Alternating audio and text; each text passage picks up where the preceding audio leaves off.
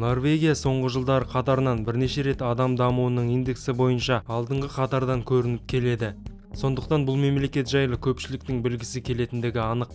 Норвегияның халық саны небәрі 5 миллион 200 мың адам. Бұрында Норвегия балықшылар мен фермерлер тұратын кедей мемлекет болған. 1969 жылы елде мұнай мен газ табылғаннан кейін елдің жағдайы күрт өзгерді.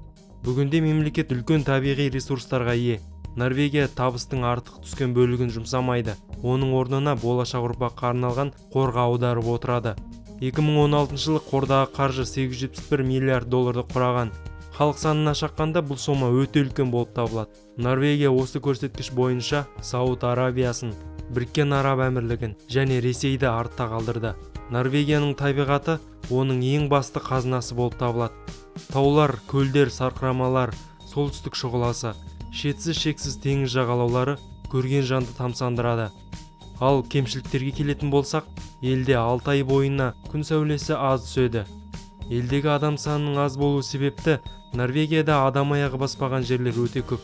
Мемлекет Арктикаға жақын орналасқан, сол себепті әлемдегі ең таза жер болып саналады. Норвегияның саяси жүйесі нарықтық экономика мен социализмнің жиынтығы, барлығы тең құқылы. Адам неғұрлым үлкен табыс тапқан сайын, соғұрлым үлкен салық төлейді. Норвегиялықтардың жалақылары жоғары. Мұғалімнің бастапқы айлығы 3500 еуро. Елдегі орта жалақы 5200 доллар. Әдетте жұмыс уақыты таңғы 8-де басталып, күндізгі 3-4-терде аяқталады.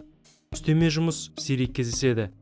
Норвегиялықтар бос уақытына аса байыппен қарайды. Жылына 5 апта демалыс беріледі. Жалақы үлкен болғандықтан бағалар да соған сәйкес. Мысалға 95-ші жанармайдың литрі 1,8 доллар. Автобустың бір билеті 11 доллар. Макдональдсте тамақтану 15 доллар. Бағалар жоғары болғандықтан елде интернет-шоппинг жақсы дамыған. Мысалға Норвегияда 18 доллар тұратын кітапты норвегиялықтар Ұлыбританиядан жеткізумен қоса небәрі 7 долларға сатып алады. Норвегиялықтар ақшасын шетелде жұмсағанды жақсы көреді. Өйткені олар үшін шетелде барлығы арзанырақ. Олардың көпшілігі Швецияға ет, ішімдік, сигарет және шоколад үшін барады. Салқын климатқа қарамастан норвегиялықтар уақытының көп бөлігін табиғат аясында өткізгенді ұнатады. Қайықпен серуендеу, велосипедпен таза ауада серуендеу, желкенді спорт, балық аулау, шаңғы тебу олардың сүйікті ісі. Апта ортасында бассейндер мен саунаға бару әдеттегі іс. Көпшілігі жағалауда барбекю ұйымдастырып, волейбол ойнайды. Елдің көп бөлігі ауылдық жерлерден құралған. Үлкен деген қалалардың халқы небәрі 100 мыңнан аспайды. Шағын қалалардағы өмір өте тыныш. Норвегияда кітап оқып, үйіңізді сырлап, көкке шығуға уақытыңыз әбден жетеді. Астана мен Алматының күйбең тіршілігінен шаршағандар үшін Норвегия таптырмайтын жер. Жексенбіде дүкендер жұмыс жасамайды. Апта ортасында сағат 3-те жабылады. Компаниялардың басым көпшілігі сағат 4-ке дейін ғана жұмыс істейді. Тек кейбір супермаркеттер 8 немесе 10-ға дейін жұмыс жасайды. Көптеген үйлер жар мен жағалауларда орналасқан. Тұрғын үйдің бағасы жоғары. Климаттың суықтығына байланысты үйлердің терезелері қос қабатты болуы тиіс. Үйлерде бассейн сирек кездеседі. Каминдер мен еден жылытқыштар көп қолданылады. Ослодағы пәтерді жалға алу айына 1160 доллар. Жылытуға төленетін ақы пәтердің жалға алу ақысының 20%-ын құрайды. Норвегиялықтар кофені көп тұтынатын әлемдегі финдерден кейінгі екінші халық. Жылына адам басына 7 килограмм. Яғни күніне 2 шынаяқ. Норвегиялықтар үй тағамдарын жақсы көреді. Олар картоп, сәбіз қосылған тағамдарды, теңіз өнімдерін және сэндвич ұнатады. Жергілікті экзотикалық тағамдар да аса танымал. Олардың қатарына балғын бұғы етінен жасалған стейк және киттің еті жатады. Елде қоғамдық көліктер жақсы дамыған. 500 миллион халқы бар Ослода 5 метро желісі мен 101 станция бар. Норвегияның өзінде ұшақпен ұшу тиімді, себебі мемлекеттің аумағы созылыңқы болып келеді. Ұзындығы 2500 километр.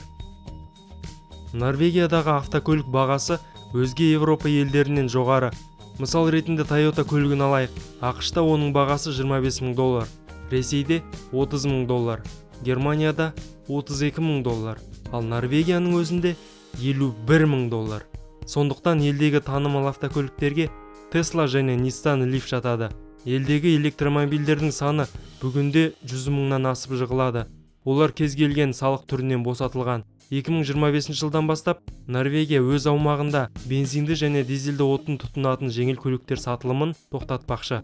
Орта және жоғары білім тегін, мемлекеттік жоғарғы оқу орындарында оқыту норвег тілінде жүреді. Елде медицина тегін. Норвегия медицинаға кететін шығын бойынша әлемдегі алдыңғы қатардағы мемлекет. Бұл сома жылына адам басына $9715 құрайды.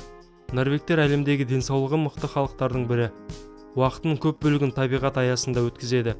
Олар қыс кезінде жұмысқа не мектепке шаңғымен, ал жазда роликпен барады. Диетаны жақсы ұстанады. Норвегияның экологиясы өте таза. Норвегтер бір қарағанда салқын, сөйлесуге құлықсыз болып көрінуі мүмкін.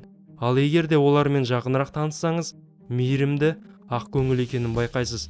Көшеде бейтаныс адамдармен сөйлесіп кетуіңіз екіталай. Бірақ та жас буын үлкендерге қарағанда ашық. Ақшаңды көрсетіп мақтану бұл елде әдепсіздікке жатады. Отбасылардың көпшілігінде тек 1-2 баладан ғана бар. Норвегтер шетелде демалғанды ұнатады. Еуропа, Америка олардың сүйікті мекені.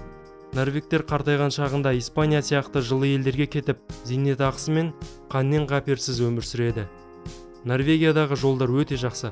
Олардың көпшілігі бір жолақты болып келеді. Барлық жолдың ұзындығы 94 000 км.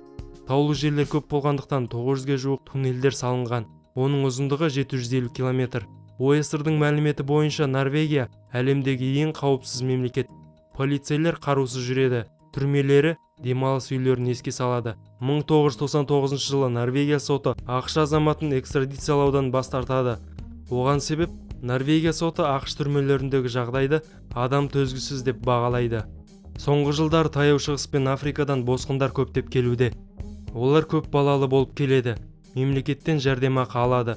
Бұған қарамастан өздерін агрессивті ұстайды. Олардың келуімен елде қылмыс көрсеткіші 4-5 есеге артқан. Норвегтердің наразылығы артып, олар биліктен миграциондық саясатты қатаңдатуды талап еткен. Нәтижесінде 2014 жылы 7200 адам елден депортацияланған, ал 2015 жылы 7800 адам. Осыдан кейін елдегі қылмыс көрсеткіші 30%-ға төмендеген. Норвег тілін білсеңіз, швед және дат тілдерін түсінесіз. Ағылшын тілін елдегі барлық адам біледі, расымен де. Себебі елдегі барлық телебағдарламалар, фильмдер аударылмай ағылшын тілінде, яғни түпнұсқа тілінде көрсетіледі. Оған қоса норвег субтитрлері бірге жүреді. Әскерге бару барлық ер адамдардың міндеті. 2015 жылдан бастап әйелдерге де міндеттелді. Барлығы әскерге қуана-қуана барады. Себебі әскер бұл елде спорттық лагерге ұқсайды. Норвегия өзінің көз тоймас пейзаждарымен көздің жауын алатын таңғажайып мемлекет. Егер де сіз табиғат аясын ұнатсаңыз, бір қалыпты алаңсыз өмірді жақсы көрсеңіз, Норвегия сізге міндетті түрде ұнайды. Осымен видео өз мәресіне жетті. Лайк басып, арнаға жазылыңыз.